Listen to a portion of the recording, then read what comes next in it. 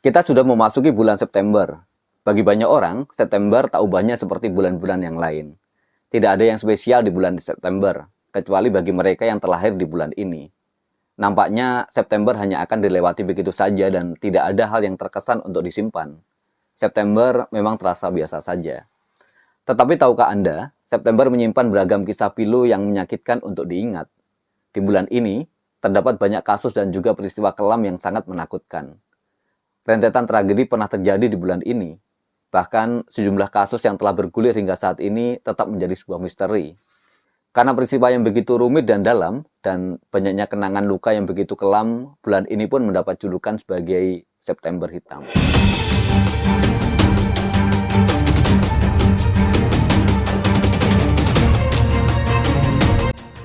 Sama seperti pepatah, asap muncul pasti karena ada apinya. Akar tumbuhnya sebutan September Hitam memiliki alasan sendiri. Tragedi yang terjadi bukan hanya sekedar sejarah yang bisa dengan mudah dilupakan. Bertahun-tahun berlalu, kenangan akan sakit dan pilu masih menyertai mereka yang kehilangan orang tersayang di masa itu. Cukup di masa lalu kita terluka dan berjanji untuk tidak mengulanginya. September Hitam tetap ada sebagai pengingat kita bahwa sesama manusia harus saling memanusiakan satu sama lainnya. Yuk kita cari tahu peristiwa kelam apa saja yang terjadi di bulan ini. Yang pertama adalah pembunuhan Munir di tahun 2004. Aktivis hak asasi manusia, Munir Said Talib, meninggal dunia pada tanggal 7 September 2004. Munir dibunuh di dalam pesawat saat terbang dari Jakarta ke Belanda dengan racun jenis arsenik. Hingga kini, kasus pembunuhan pendiri imparsial dan aktivis Komisi untuk Orang Hilang dan Korban Kekerasan itu belum tuntas mengungkap dalam pembunuhan. Pada Senin 6 September 2004, pukul 21.55 WIB, pesawat dengan nomor penerbangan GA974 lepas landas dari Jakarta menuju negeri kincir angin, Belanda. Dengan menaiki pesawat tersebut, Munir berencana melanjutkan pendidikan ke Amsterdam. Pesawat itu sempat transit di Bandara Changi, Singapura. Dalam perjalanan menuju Amsterdam, tiba-tiba Munir merasa sakit perut setelah minum segelas jus jeruk. Munir sempat diduga sakit sebelum menghembuskan napas terakhirnya sekitar pukul 8.10 waktu setempat, 2 jam sebelum mendarat di Amsterdam. Menurut kesaksian, setelah pesawat lepas landas dari transitnya di Bandara Changi, Munir sempat beberapa kali ke toilet dan terlihat seperti orang sakit. Dia mendapat pertolongan dari penumpang lain yang berprofesi sebagai dokter. Munir pun dipindahkan ke sebelah bangku dokter dan mendapat perawatan. Tak lama, Munir dinyatakan meninggal pada ketinggian 40.000 kaki di atas tanah Rumania. Saat pesawat GA974 mendarat di Belanda, penumpang tak dibolehkan turun sesuai prosedur otoritas bandara saat ada penumpang meninggal di dalam pesawat. Setelah menjalani pemeriksaan selama 20 menit, penumpang baru dibolehkan turun. Jenazah Munir diturunkan dan dalam pengurusan otoritas bandara. Proses otopsi dilakukan untuk mencari tahu penyebab tewasnya penerima berbagai penghargaan terkait HAM di Indonesia itu. Institut Forensik Belanda mengungkapkan hasil otopsi jenazah Munir bahwa ia meninggal dunia karena diracun. Yang kedua adalah tragedi Tanjung Priok di tahun 1984. Disebutkan bahwa seorang tentara memasuki Masjid As-Saadah di Tanjung Priok tanpa melepas sepatunya. Tujuan tentara ini adalah menghapus brosur dan spanduk yang berisi kritik kepada pemerintah. Akibatnya, bentrokan terjadi antara warga setempat dan aparat, dan 4 orang warga ditahan. Buntut dari penahanan itu, warga melakukan aksi dan mendesak pembebasan untuk mereka yang ditahan. Bentrok antara jemaah As-Saadah dan aparat di Tanjung Priok menewaskan puluhan orang. Peristiwa Tanjung Priok adalah salah satu dari 3 kasus pelanggaran HAM berat masa lalu yang berhasil dibawa ke proses pengadilan. Pengadilan HAM ad hoc tingkat pertama memutus bersalah terdakwa pelaku pelanggar HAM sekaligus memerintahkan negara untuk memberikan ganti rugi kepada para korban dalam bentuk kompensasi, restitusi, dan rehabilitasi. Namun para terdakwa melakukan upaya hukum banding ke pengadilan tinggi dan berhasil lolos dari jerat hukum pidana karena diputus bebas oleh pengadilan. Putusan bebas tersebut juga sekaligus menggugurkan kewajiban negara untuk memberikan ganti rugi kepada korban dalam bentuk kompensasi, restitusi, dan rehabilitasi. Hingga saat ini, korban peristiwa Tanjung Priok belum mendapatkan kompensasi, restitusi, dan rehabilitasi karena putusan pengadilan belum bisa dieksekusi. Atas hal itu, korban telah berusaha meminta kepada Mahkamah Agung supaya mengeluarkan putusan yang memerintahkan negara supaya memberi kompensasi, restitusi, dan rehabilitasi. Namun hal itu mendapat penolakan. Hingga akhirnya saat ini korban sedang berusaha meminta dukungan dari anggota DPR supaya negara memberikan kompensasi, restitusi, dan rehabilitasi kepada korban Tanjung Priok. Namun hambatan yang kemudian muncul adalah negara tidak pernah memiliki arah kebijakan yang berpihak kepada korban untuk memberi rasa keadilan dalam bentuk kompensasi, restitusi, dan rehabilitasi. Hingga hari ini, korban pelanggaran HAM Tanjung Priok masih belum merasakan pertanggungjawaban dari negara. Kini, organisasi masyarakat sipil tengah mengupayakan pendirian memorialisasi Tanjung Priok sebagai sebuah upaya penghormatan terhadap korban dan keluarga korban, serta memberikan peringatan kepada pemerintah untuk mencegah keberulangan peristiwa serupa di kemudian hari. Yang ketiga adalah tragedi Semanggi II di tahun 1999. Tragedi Semanggi II jatuh pada tanggal 24 hingga 28 September tahun 1999 saat maraknya aksi mahasiswa yang menentang RUU Penanggulangan Keadaan Bahaya dan mendesak pemerintah mencabut fungsi ABRI. ABRI merepresi aksi mahasiswa tersebut.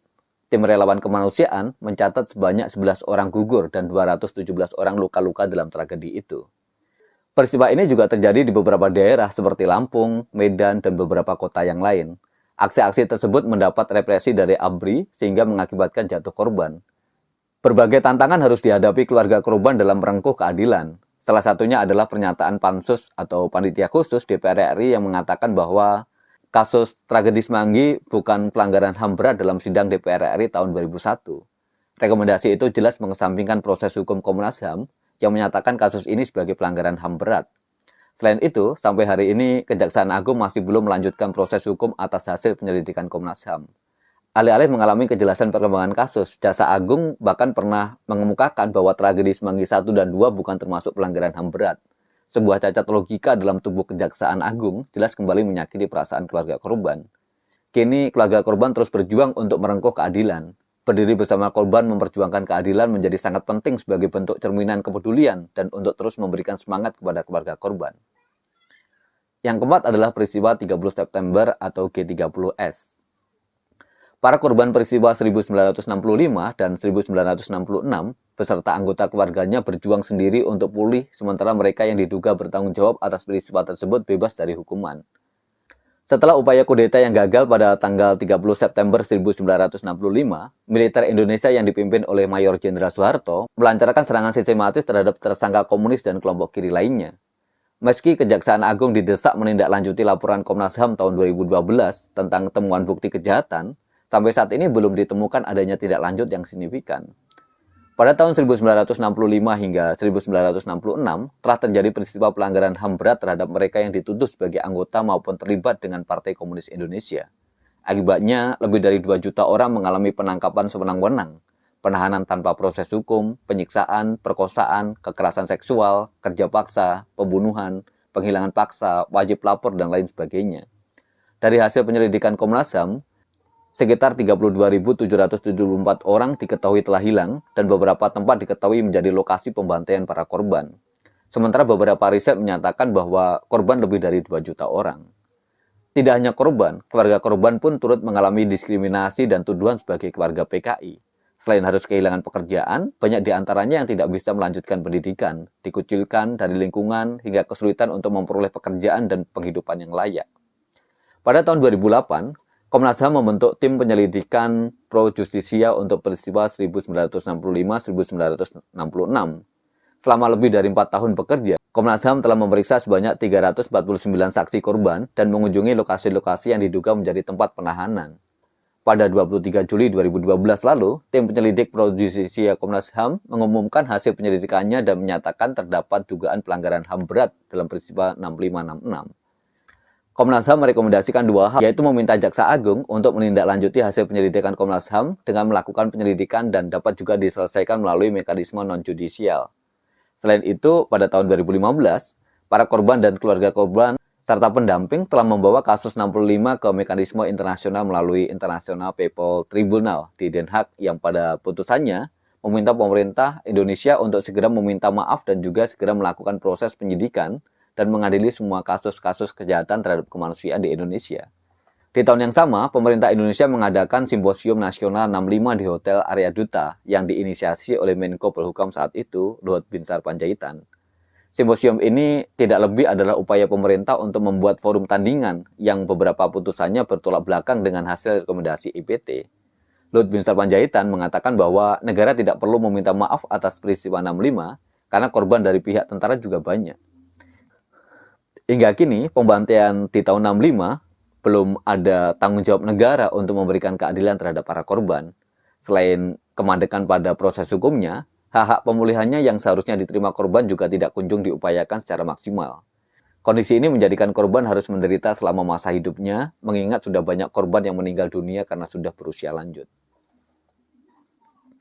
Yang kelima adalah wafatnya Salim Kancil di tahun 2015.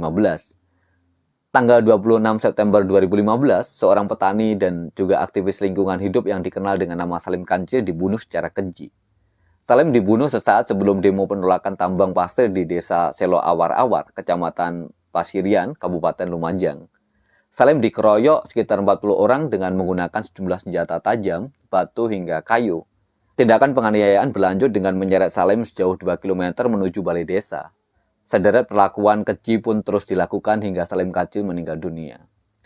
Salim Kancil diduga dibunuh terkait aktivitasnya bersama kelompoknya, yaitu Forum Komunikasi Masyarakat Peduli Selo Awar-Awar, yang memprotes penambangan pasir di desanya. Kehadiran tambang pasir yang semakin merebak di desanya sudah dirasakan warga merusak lingkungan setempat. Saluran irigasi persawahan rusak, padi tak bisa ditanam akibat air laut mengenangi persawahan setelah pesisir terus dilakukan pengurukan pasir. Dan yang keenam adalah aksi reformasi di korupsi di tahun 2019. Aksi nasional bertajuk Reformasi di Korupsi, Rakyat Bergerak, Tuntaskan Reformasi dimulai sejak 23 September 2019 di berbagai kota besar di Indonesia antara lain Malang, Surabaya, Yogyakarta, Makassar, Palembang, Medan, Semarang, Bandung, Denpasar, Kendari, Tarakan, Samarinda, Banda Aceh, Palu, dan Jakarta, berakhir dengan aksi brutal dan represif dari aparat dengan penembakan gas air mata, meriam air, bahkan peluru karet. Di Jakarta sendiri ditemukan selongsong-selongsong gas air mata kadaluarsa. Tak hanya itu, para demonstran diburu hingga ke dalam rumah makan, stasiun, dan rumah ibadah. Aksi nasional dengan 7 desakan yang mempersatukan berbagai macam elemen mulai dari mahasiswa, buruh, tani, nelayan, dan pelajar dilawan dengan aksi brutal dan kekerasan oleh aparat keamanan dengan menggunakan kekuatan yang tidak perlu atau berlebihan.